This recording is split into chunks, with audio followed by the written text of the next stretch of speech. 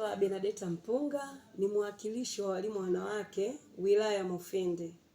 Leo tulikuwa na semina ya walimu wanawake. Tumeitana hapa kwa ajili ya kupeana mambo yanayohusu masuala ya wanawake. Tumeangalia wajibu wa mwakilishi mwanamke akiwa kazini.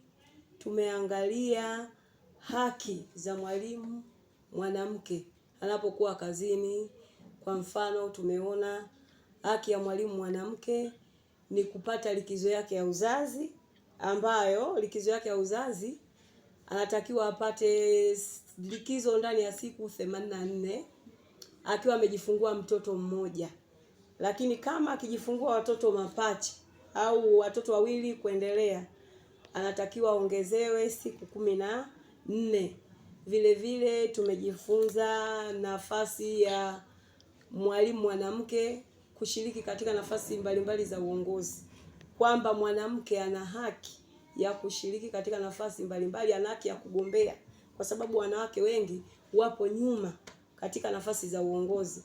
Hata ukiangalia mfano bungeni, unakuta wanaume wamekuwa wengi, wanawake wachache. Kwa hiyo katika semina ya leo tumeangalia hayo mambo na mengine mengi tumejifunza.